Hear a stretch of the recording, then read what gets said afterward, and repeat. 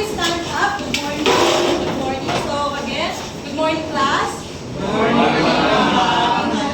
Kindly sit, kindly sit. So let's have our quick attendance. President Ryan, how many absentees do we have? We have 5 absent. And who are those 5 students? We are Piladona, Ferrer, Adeon, Dilacruz, and Coyalo. Thank you so much. So, for today's discussion about our audio production, our title or our topic is all about the cassette tape. But before we proceed to our proper lesson, I would like to ask a quick review from any one of you. What did you learn about our previous lesson, which is all about collaboration and participation? Anyone? Anyone from, yes? Francesca? Collaboration is short term while participation is for long term. Thank you so much, Kyle. Did you raise your hand earlier? Thank you so much. So guys, pinaupo ko kayo pero tatayo kayo ulit. Yan, tatayo po.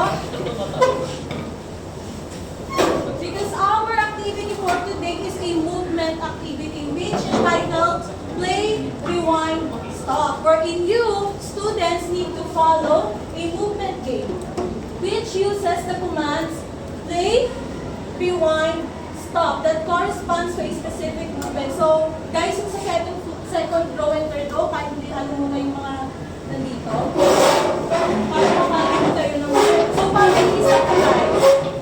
So, maybe you are wondering, bakit tayo gagawin ito? What kind of anong relationship nitong activity na to? I would like you guys to realize that audio has play, rewind, stop. Katulad lang din ng cassette tape. So, para magiging cassette tape kayo for a while. Okay, ready na ba? Ready? Okay. Mabilisan to ah.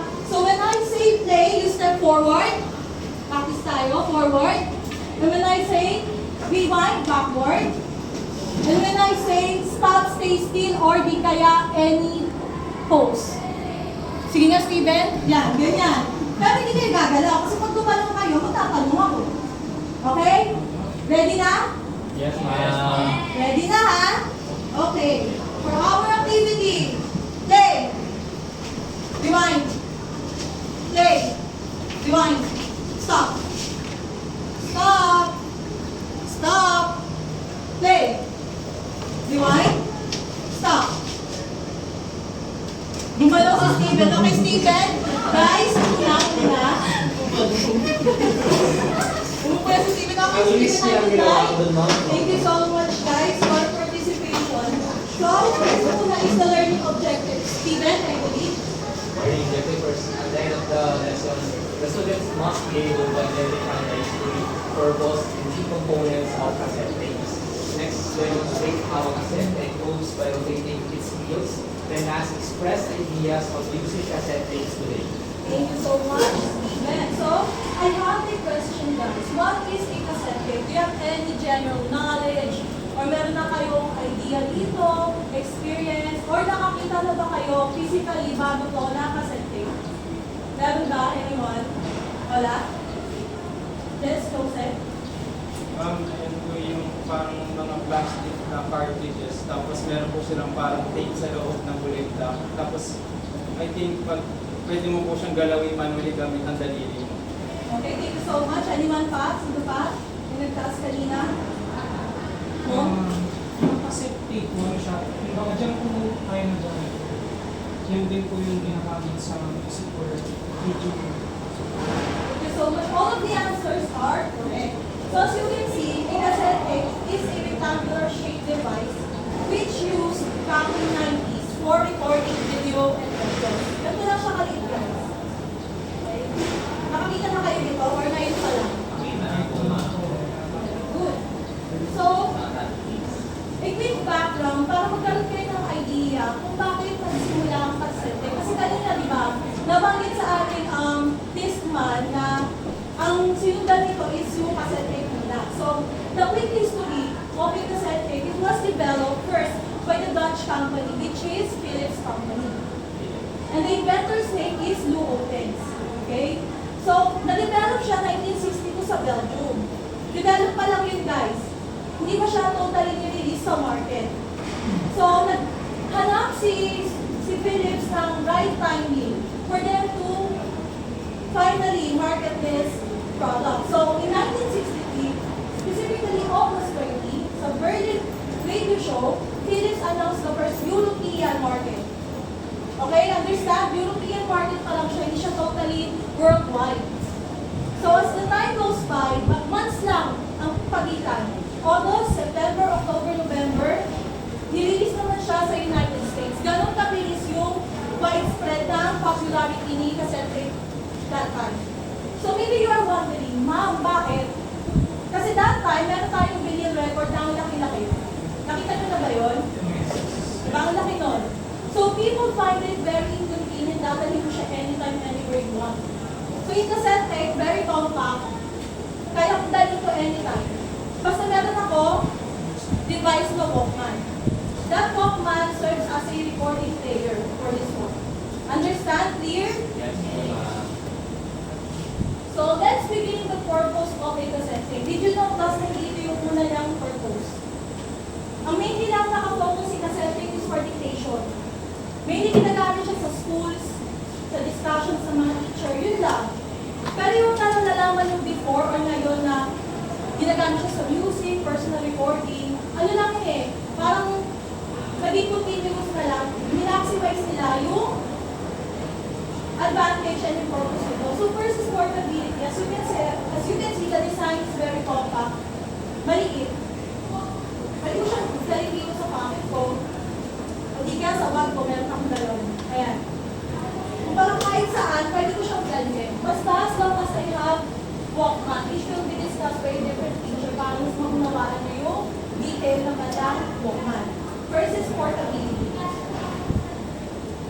Next one is ay mga music and personal recording. As the time goes by kasi parang nakikita ng mga tao na yung cassette tape is not about dictation only. So meron tayong marami tayong ways to use this. So na-maximize nila yun. Kaya mas lalong nag-grow yung popularity ng cassette tape during those times. So yung mga companies, nililinis na nila yung mga music ng mga artists nila through cassette tape. Kasi yun na yung very popular at alam na ng mga tao na even kahit sa daan, sa bahay, pwede sila makinig ng music. So at the same time, kumikita sila.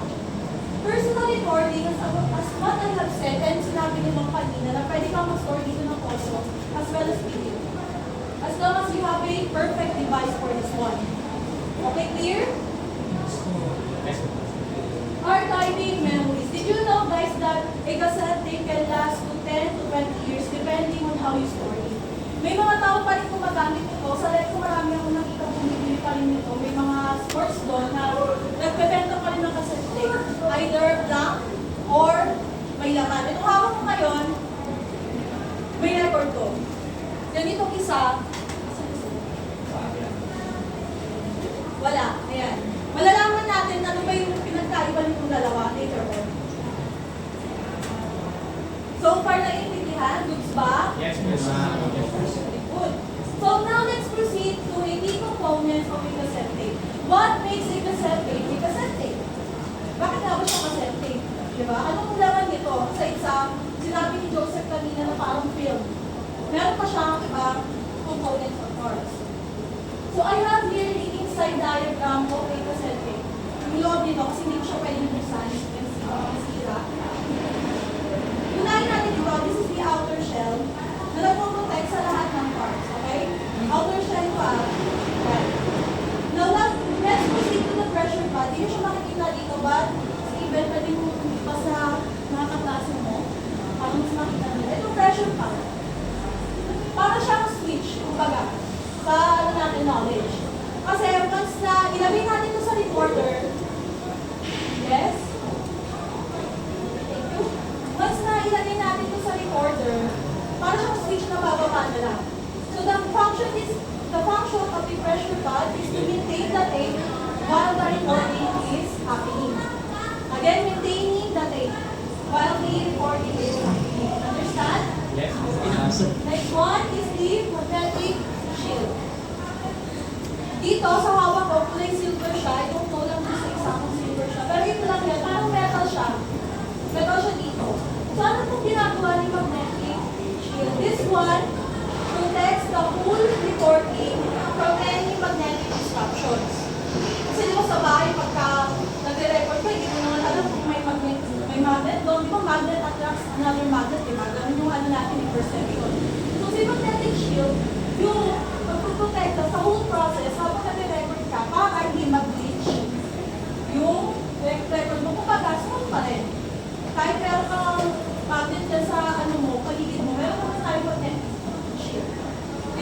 ginagawa niya. Next one is this one, the right protection notch. Ito yan sa baba, yung parang may full sign. Pag nakakita nyo na dyan, yan, hanapin yan, may full sign yan. Ito naman, kung si magnetic shield sa magnetic disruptions, dito na naman is the environment, accidental recording pag na-remove. Maybe you are wondering, kahit ngayon sasalita ko, hindi naman gumagalaw kasi isa wala akong recorder. Pero, napuprotekta siya ni right protection notch. So, accidental recording. Okay? Avoids accidental recording. Yun yung function ni right protection notch. Now, let's begin with these two reels. Okay? We have the supply reel and the take-off reel. As you can see, ano yung mapapansin ko dito sa diagram natin? Sa dalawang reels na to, kay supply at kay take-off. Anyone? Right? Yung film na is for the MD supply. Compare na sa take na wala. Okay, very good. Thank you so much. So, si supply reel kasi, it stores the film before recording. Okay, that's before, bago. So, meaning to say, kahit ito, lapot ko, wala yung laman. Unlike dito sa hawak ko, may laman na yung kabila.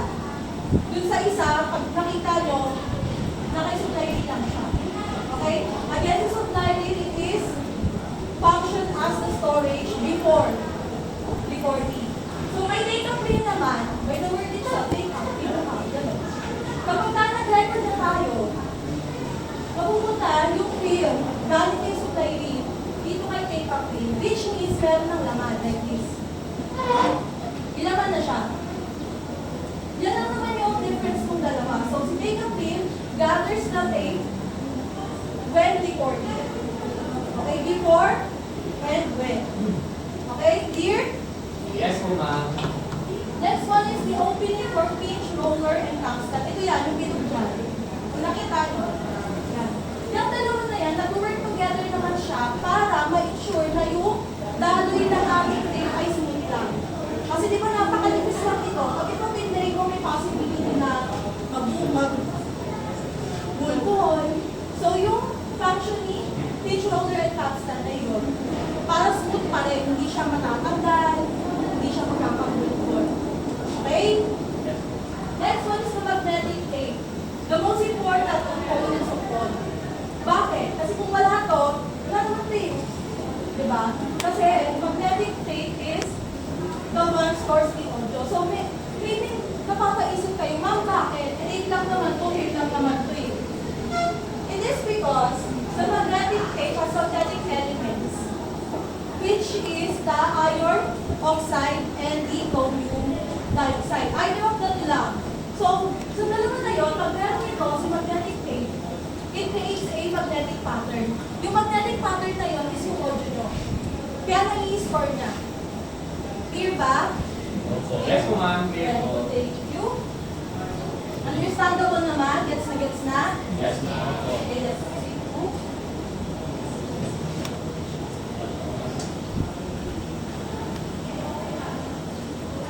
Ayan, summarization lang naman to ng key components para mas maintindihan nyo. May mga ibibigay lang ako na keywords na para mas ma-retain sa utak nyo. Pressure pad maintains the tape. Yun lang. Okay? Next one is magnetic shield. Defends the tape against, ayan, yung magnetic disruptions. Yan yung magiging keyword nyo pag kami tayo ng test. Okay? Yes po, ma'am. Next one is the right protection notch prevents accidental recording. And last, dito sa slide na to is supply reel. Functions to store tape before. Yung word na before. Yun na yun, supply na yun. Okay? And we have the take-up reel gathers the tape when recording. And we have the magnetic tape stores the audio. Yun lang. Yun ay pinaka-pwede nyo ma-retain sa utak nyo para pag nag-test hindi kayo magugulan sa functions niya. And the capstan and pinch roller works together for smooth movement. Yun lang. Okay? Clear? Clear, ma'am. I have here a quick video guys para makita nyo ano ba yung nangyayari dito sa tape while nasa recording siya or walk. Ipapakita sa video po na yan is yung paano mag-reverse. Auto and manual, which is ginaganap siya dito sa recorder na. picture sa kanya. And take note guys, walang audio while ginagawa yung video na yan. So parang magpapakita lang talaga, like a quick demonstration. Yan.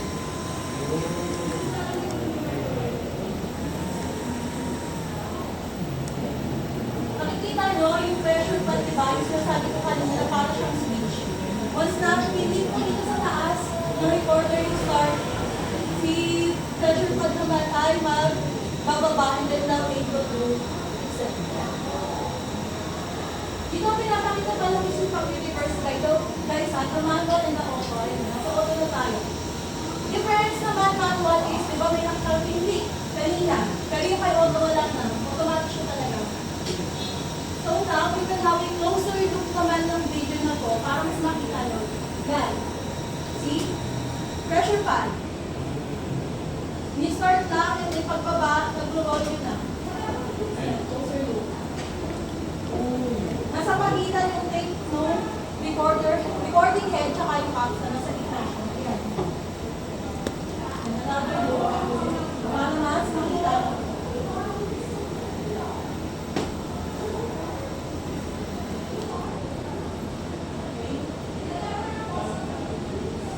Para mas makakita nyo pa galing ikot yan, para mas makita yung mga functions no? Mga components. Ayan. Makikita nyo. Yung pag-ikot is not lang. Kahit sabihin mo pala, mabilis ka or anything, hindi siya nasa sila.